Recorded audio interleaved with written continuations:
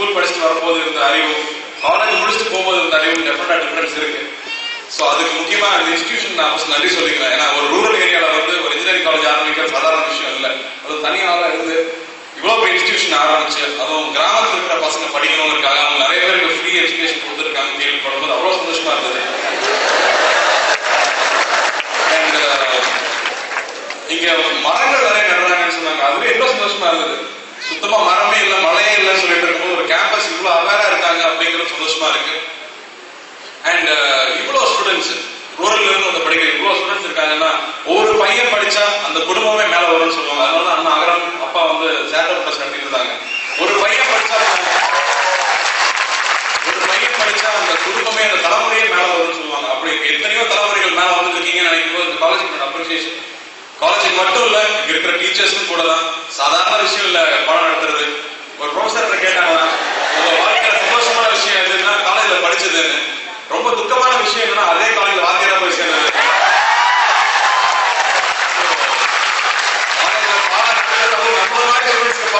ரொம்ப கஷ்டம். எல்லா ப்ரொஃபசர்ஸ்க்கும் மாஸ்டர்ஸ்க்கும் இந்த ப்ரொஃபஷன் சூஸ் பண்ணதுக்கு நான் நன்றி தெரிவிச்சுக்கிறேன்.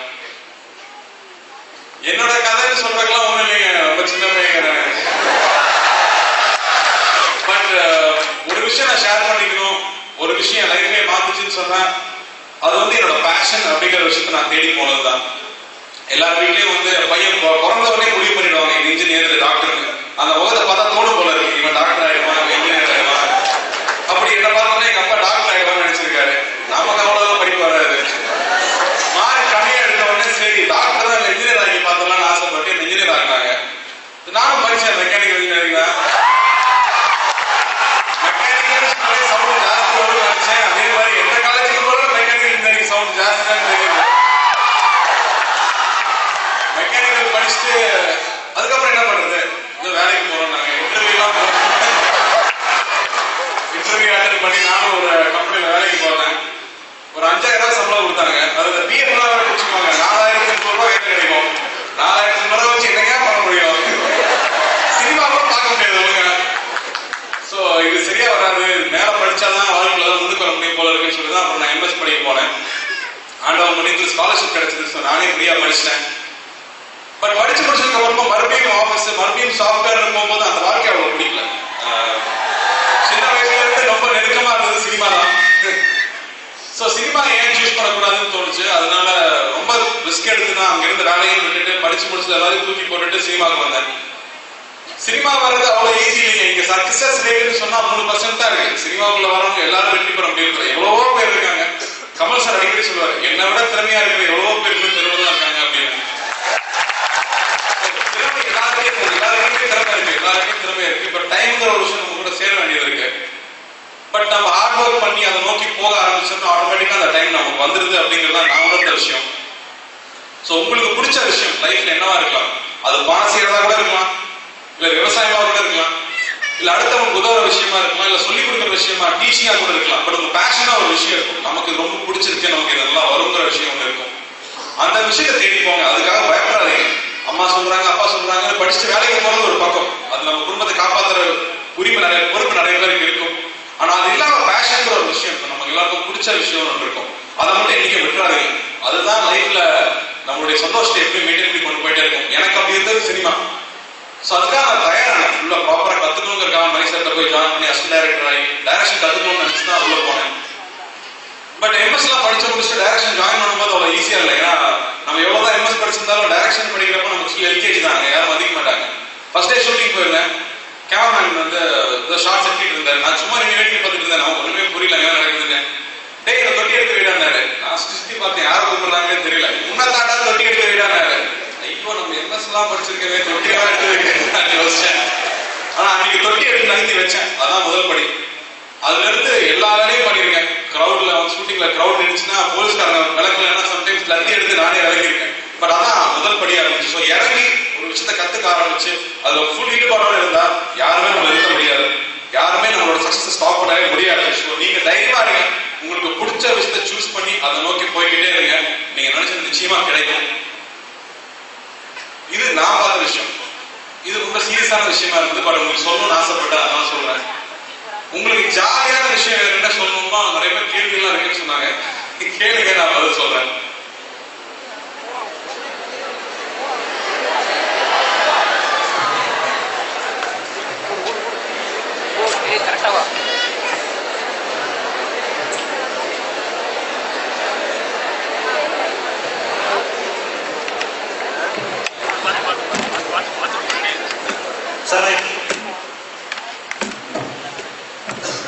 Sir, I am Saktivel from Mechanical. We know that you have completed your engineering degree, but whether you had any desire to complete that? புரியல. Whether you had any... தமிழை கேட்க மாட்டேங்குது சரியா?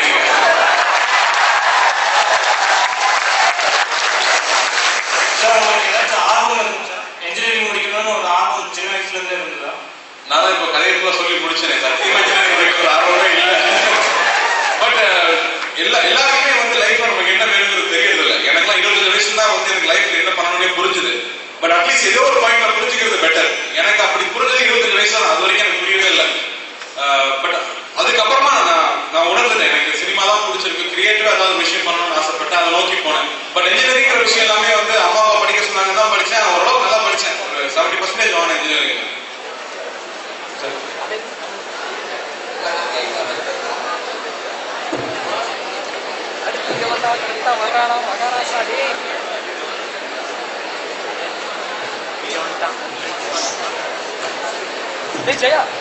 Jairam.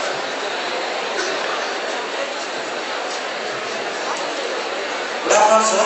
I am Krishnas from Final CS. Can you share your MS experience in abroad? MS experience நிறைய பேர் GR எழுதிருக்கீங்களாங்க. GRT ஜிபாட் நிறைய பேர் எழுதிருக்கீங்கன்னு நினைக்கிறேன். அமெரிக்கா வந்து கண்டிப்பா எல்லாரும் போக வேண்டிய ஒரு நாடுன்னு நான் நிச்சயமா சொல்லுவேன். லேண்ட் ஆஃப் ட்ரீம்ஸ் சொல்லுவாங்க, அது மிகையே இல்லை. அங்க போனா உங்களுக்கு கனவு தாண்டுற ஒரு தைரியம் வரும். நம்மளால எதுவுமே அச்சீவ் பண்ண முடியுங்கிற தைரியம் வரும். ஏன்னா அந்த சிஸ்டம் அந்த மாதிரி.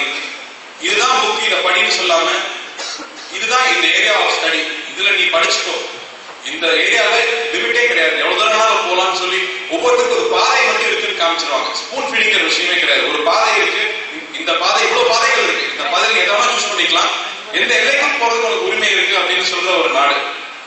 என்னோட லைஃப் மாத்துறது டெஃபினட்டா அமெரிக்காவில் நான் படிச்ச அந்த 3 வருஷம் டெஃபினட்டா சொல்ல முடியும். ஃபர்ஸ்ட் போனா வந்து இங்கிலீஷ் படமே நிறைய வாட்டி பார்க்கும்போது நம்ம என்ன பேசுறாங்கன்னே புரியாது. அமெரிக்கா போன எல்லாருமே அப்படிதான் பேசுவாங்க. நினைச்சு பாருங்க எவ்வளவு கஷ்டமா இருக்கும்.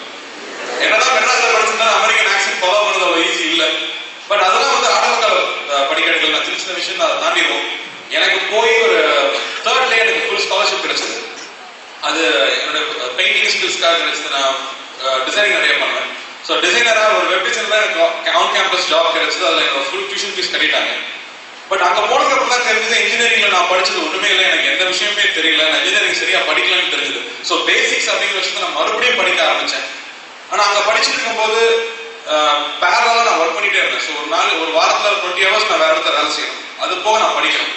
அங்க படிச்சுட்டு இருக்கும்போது ஒரு 1.5 வருஷம் நான் படிச்சிருப்பேன். ஓரளவுக்கு மார்க்ஸ் வாங்கிட்டு இருந்தேன். அப்போ எங்க சிஸ்டரோட வீட்டுல ஸ்காலர்ஷிப்காக போய் தங்கி படிச்சுட்டு இருந்தேன். அப்போ ஒரு நாள் சொன்னாங்க, அப்பா அம்மா மேல ரொம்ப நம்பிக்கை வச்சிருக்காங்க, நீ பெரிய பெரிய விஷயம் அச்சீவ் பண்ண போறான்னு நினைச்சிட்டு இருக்காங்க, நீ படிக்கிற படிப்பும் நீ ஒர்க் பண்றதும் உன்னை எங்கேயுமே கொண்டு போகாது, நீ டோட்டல் வேஸ்ட்னு சொல்லிட்டாங்க. ஒரு வாரம் வந்து பேயா இருந்த மாதிரி இருந்துச்சு. 1 week தூங்கவே இல்லை. நம்ம டோட்டல் வேஸ்ட் தான், நமக்கு எதுவுமே வராதா, ஏதோ ஸ்காலர்ஷிப் கிடைச்சிட்டு படிச்சிட்டோம், பட் இதை வச்சு எங்கேயுமே போக முடியாதுங்கிறது உண்மையாவே நான் ரியலைஸ் பண்றது அந்த 1 week தான். ஸோ என்னோட கசின் சிஸ்டர் நான் நன்றி சொல்லணும், என்ன தட்டி எழுதுனது அவங்க தான். அதுக்கப்புறம் தான் நானா வந்து இனிஷியேட்டிவ் எடுத்து நானா போய் ஒரு கம்பெனில வந்து ரிசர்ச் பண்ணேன். அங்க என்னோட தீசிஸ் ஃபுல்லா படிச்சு முடிச்சேன். அங்க படிச்சுட்டு இருக்கும்போது தான் நான் இன்னொரு ரியலைஸ் பண்ணேன், நான் இன்ஜினியரிங் படிக்க சொன்னா ஒரு 3 hours 4 hours வேலை டயர்ட் ஆயிடும். அதே டிசைனிங்கோ இல்ல சினிமா சார்ந்த ஒரு கிரியேட்டிவ் ஜாபோ 24 hours ஆனாலும் டயர்ட் ஆகவே இல்லை. ஸோ என்னோட பேஷன் இதுதான் அப்படின்னு எனக்கு புரிஞ்சுது அங்க அமெரிக்காவில் ஒர்க் பண்ணும்போது தான். அந்த நாடு தான் எனக்கு உண்மையாவே அந்த ஃப்ரீடம் கொடுத்துச்சு, அந்த தைரியத்தையும் கொடுத்துச்சு. அண்ட் டெஃபினட்டா அவங்க எல்லாருமே நீங்க படிக்க போறீங்கன்னா போங்க, ஆனா திரும்ப வந்துருங்க. டெஃபினட்டா நம்ம நாடு இருந்தாலும் நீங்க தான் பெட்டர். நான் போயிட்டு வந்ததுனால சொல்றேன்.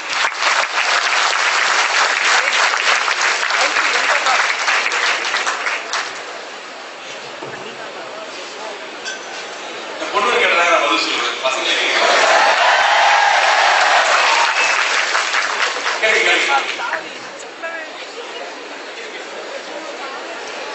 I am Jairam from Final IT.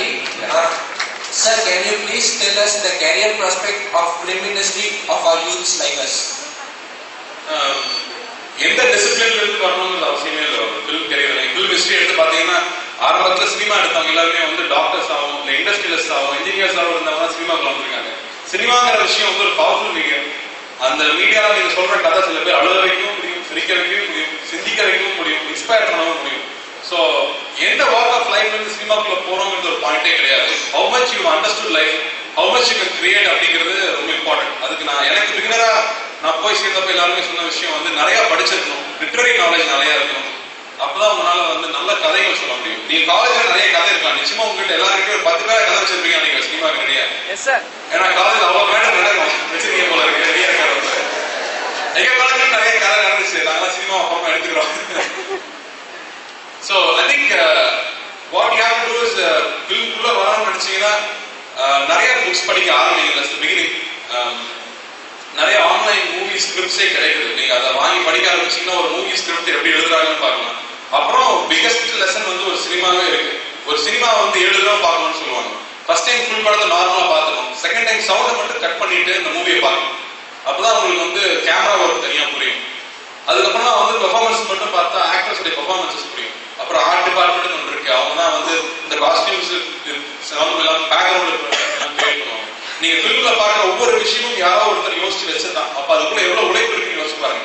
நம்ம சினிமாவுக்கு போறோம், ஒரு 2 hours பார்த்துட்டு சுமார் தான் அப்படின்னு வந்துடும். பட் இந்த சுமாருங்கிற வார்த்தை வாங்குறதுக்கு அங்க வந்து கிட்டத்தட்ட ஒரு 300 நாள் வேலை செய்ய வேண்டியது இருக்கு.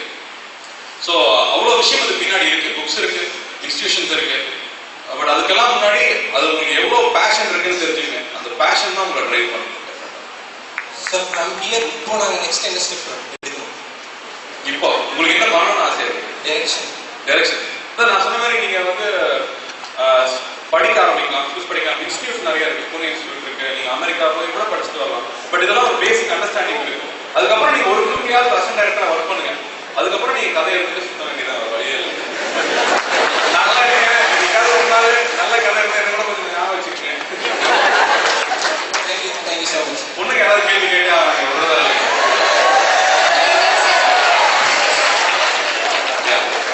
Good evening, sir.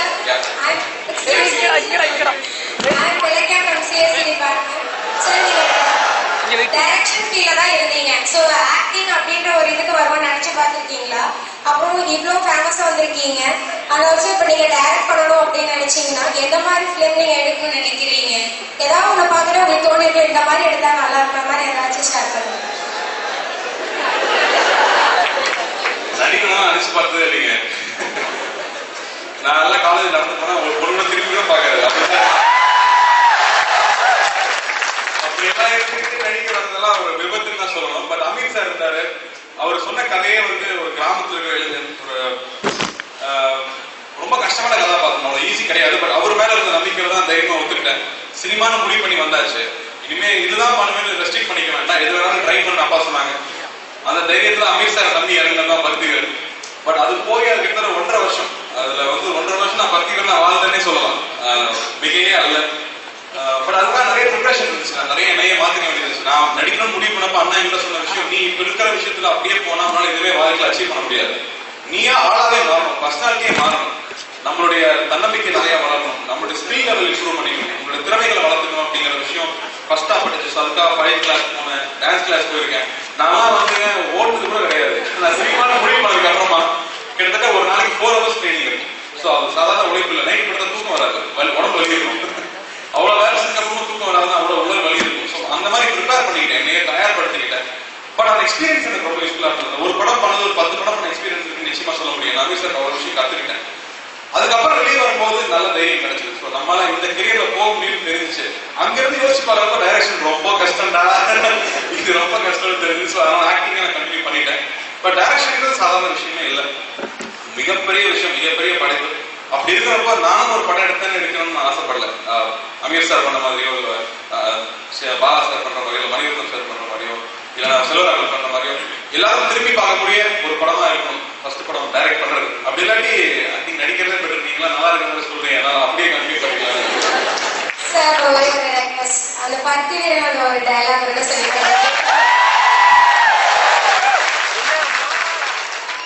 திருத்தம்பியா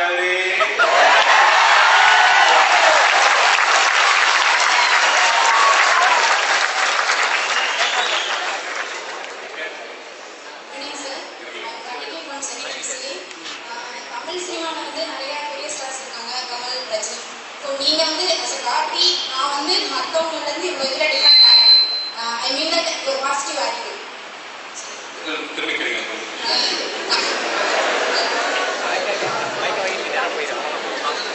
தெரியலன்னா தெரியலன்னு சொல்றது நல்லதுங்க, பெட்டர்.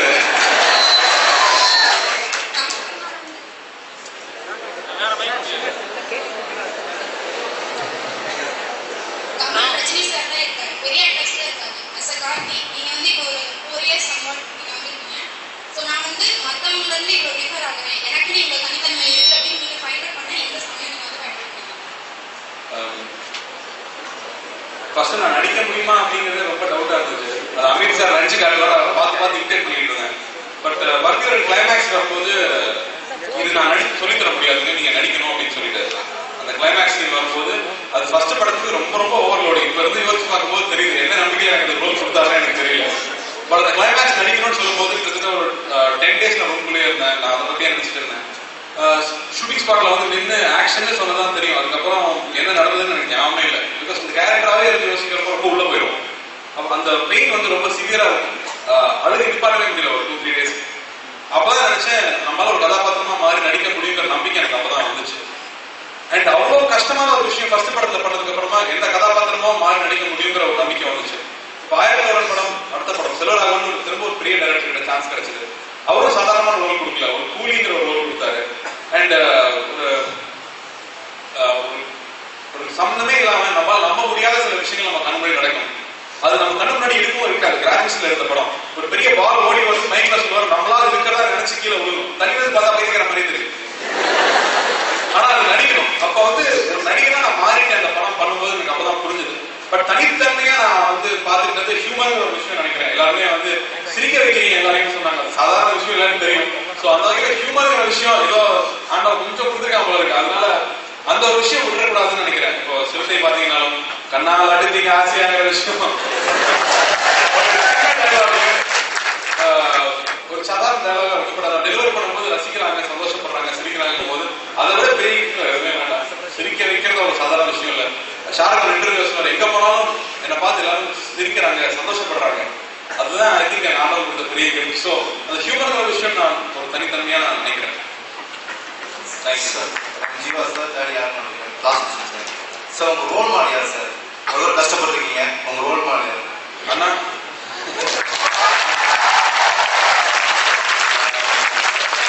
எல்லா வகையிலுமே அண்ணா ஒரு நல்ல ரோல் மாடல் டெஃபினட்டா சொல்லலாம். அது ஜஸ்ட் ஒரு இண்டிவிஜுவலா ஒரு சிட்டிசனா பேசிட்டு எடுத்துட்டா கூட அவருக்கு இருக்கிற சோஷியல் ரெஸ்பான்சிபிலிட்டி.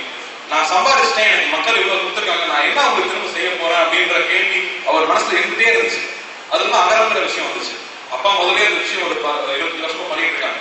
பட் அகரம்ங்கிற விஷயம் பல மடங்கு பெருசா இருக்கு. இப்போ ஆல்மோஸ்ட் 600 ஸ்டூடெண்ட்ஸ் படிக்கிறாங்க. அவங்க ஸ்டூடெண்ட்ஸுடைய மொத்த காலேஜ் நிறைய பேர் ஸ்பான்சர் பண்றாங்க. அது இல்லாம வாலண்டியர்ஸ், ஐடி ப்ரொஃபஷனல் ஒர்க் பண்ணிட்டு இருக்கிறவங்க டைம் எடுத்து அவங்க தான் அந்த ஃபுல் ஆர்கனைசேஷன் நடத்திட்டு இருக்காங்க. ஸோ நிறைய பேருக்கு மக்களுக்கு ஹெல்ப் பண்ணணுங்கிற ஒரு நோக்கம் இருக்கு. பட் அது ஒரு பிளாட்ஃபார்ம் இல்லாமல் இருந்துச்சு. அகரம் அதுக்கு ஒரு வழிவகுத்து கொடுத்துருக்கு. அந்த வகையில ரூரல்ல எங்கேயோ இருந்து படிக்கவே முடியாதுன்னு சொல்லி கூலி வேலைக்கு போன ஸ்டேட் ஃபர்ஸ்ட் வாங்க ஒரு பையன் நீங்க படிச்சுட்டு இருக்காங்க. அது சாதாரண விஷயம். அது ஒரு பெரிய சினிமாவில் வந்து ஒரு இலக்கு இப்போ ஃபார் எக்ஸாம்பிள் காகக்காக இல்லை ஒரு நந்தா மாதிரி படம் பண்ணதுக்கு அடுத்து என்ன பண்றதுன்னா அவர் அதுல சாட்டிஸ்ஃபை ஆகல. அதுக்கு மேல ஒரு விஷயம் வந்து கஜினி ஒரு விஷயம் பண்றாரு. கஜினி பண்ணதுக்கு அப்புறமா இதுக்கு என்ன விஷயம் வாரணமாயிரம் ஒரு விஷயம் பண்றாரு. அடிக்கடி ஒன்றுமே இல்லை வருஷம் 7ஆம் அறிவு ஒரு விஷயம் பண்ணிட்டு நம்ம சாட்டிஸ்ஃபை ஆகிடக்கூடாது. நம்ம சாட்டிஸ்ஃபை ஆகிட்டா நம்மளோட உணர்ச்சி அதோட இருந்து போயிடும். சாட்டிஸ்ஃபை ஆகிக்க கூடாது, இன்னும் உழைச்சிக்கிட்டே இருக்கணும். உழைப்புக்கு வந்து லிமிட்டே இல்லைன்னு அந்த வகையில் ஒரு எக்ஸாம்பிள் சொல்லலாம். அண்ட் டெஃபினட்டா ஒரு நல்ல ஹஸ்பண்டா நல்ல ஒரு அப்பாவா அதையும் நான் பார்த்துட்டே இருக்கேன். நைட்டு 11 மணிக்கு வருவாரு. அப்பவும் தீயா கூட ஒரு 1 hour கழித்து தான் படுப்பாரு. ஸோ ஃபேமிலி கெரியர் அப்படிங்கிற விஷயத்தை பேலன்ஸ் பண்றதுன்னு ஐ திங்க் ஆல் ஆஸ்பெக்ட்ஸ் அப்பா இருக்காங்க. அப்பா கிட்ட நிறைய விஷயம் எடுத்துக்கிட்டோம். பட் எனக்கு இமீடியட்டா எனக்கு இன்ஸ்பிரேஷன் டெஃபினட்டா நான்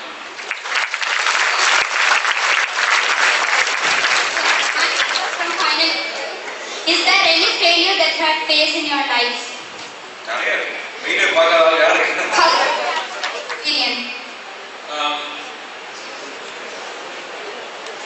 நான் எத்தனை சொல்றது, நிறைய ஃபெயிலியர்.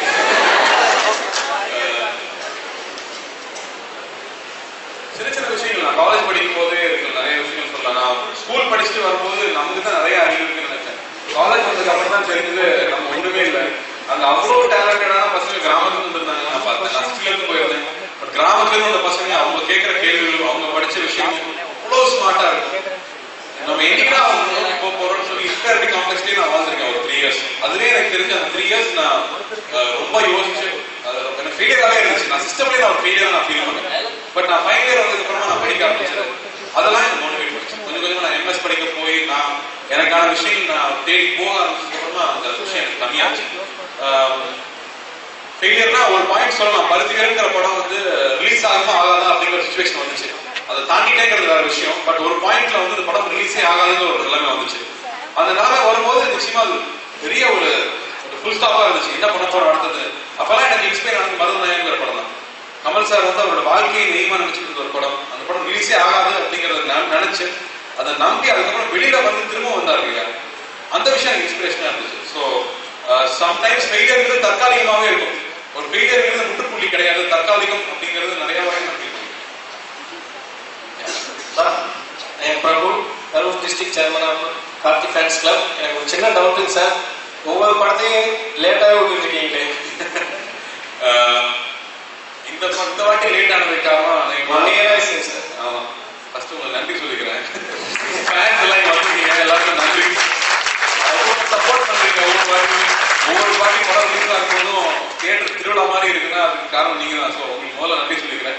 படம் லேட் ஆகிறதுக்கு காரணம் கல்யாணம் நடுவில் நடந்துச்சுங்க. அதுல கொஞ்சம் தாமதம் ஆயிடுச்சு. சகுனி ரெடி ஆயிடுச்சு. படம் ஷூட்டிங் எல்லாம் முடிச்சிட்டோம், ஆல்மோஸ்ட் ரெடி. ஸோ கூடிய சீக்கிரம் ஆடியோ ரிலீஸ் ஆகும், படமும் ரிலீஸ் ஆயிடும். சிறுத்தைக்கு அப்புறமா வேற ஒரு விஷயமா பண்ணணும்னு நினைச்சேன். அதுல ஒரு பொலிட்டிக்கல் சட்டையில ஒரு கதை கிடைச்சிருக்கு. படம் ஃபுல்லா காமெடி. நீங்க ட்ரெய்லர் பார்த்துருக்கீங்கன்னு நினைக்கிறேன். ரொம்ப அக்செப்ட் பண்ணிட்டு இருக்கோம். கண்டிப்பா நல்லா வந்திருக்கு. ஃபுல் படமே ஜாலியாவே காமெடியாவே இருக்கும். சிறுத்தைகளை நீங்க பார்த்த காட்டுப்பூச்சி ராக்கெட் ராஜாவோட காம்பினேஷன் பார்த்தவங்களுக்கு தெரிஞ்சிருக்கும். இதுல படத்துல என் பேர் கமல், சதான் பேர் ரஜினி. கமல் ரஜினி தான் படத்துல பேசிட்டு இருக்கோம். இந்த ரஜினி பத்தி உங்களுக்கு தெரியாது கமல். டிஃபரெண்டா உங்களுக்கு ஏமாத்த மாட்டேன். படம் ரொம்ப நாளா வந்திருக்கு. அண்ட் இந்த மாதிரி நல்ல படமா ஒரு டைம் வித்தியாசமா பண்ணணுங்கிறதுனாலே தமிழ் நாடுன்னு சொல்லுவோம். தீபாவளிக்கு உங்க படம் ரிலீஸ் ஆனது ரொம்ப எக்ஸெப்ட் பண்ணிட்டு இருக்கேன். நான் கூட ரொம்ப எதிர்பார்த்தேங்க. பட் நிச்சயமா February இல்ல மார்ச்ல ரிலீஸ் ஆகிடும் படம். Almost ready. அதுக்கு எல்லா விஷயம் நிச்சயமா உங்களுக்கு வீராமணி சார் சொல்லுவாரு. எல்லாருக்கும் நன்றி. உங்களுக்காக ஒரு சின்ன டைலாக். காத்தடிக்காத இடமும் இல்ல, காத்தியை காதலிக்காத பெண்களும் இல்ல.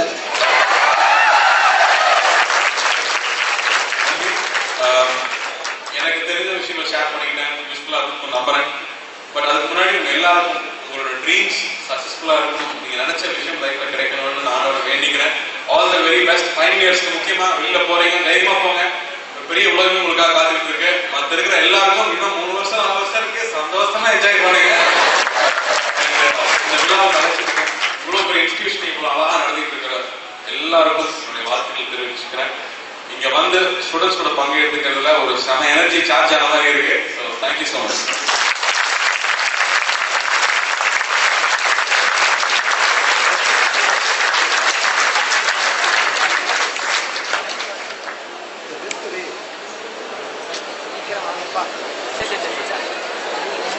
The best way to make others to feel good is to make them happy. We have to encourage our excelling students to work hard to be up and find us further than today. For that, now prize distribution begins. இனிமை மகளாக்கி, பகலினை நினைவாக்கி, நினைவுகளை நிஜமாக்கி, கல்வியில் சாதித்த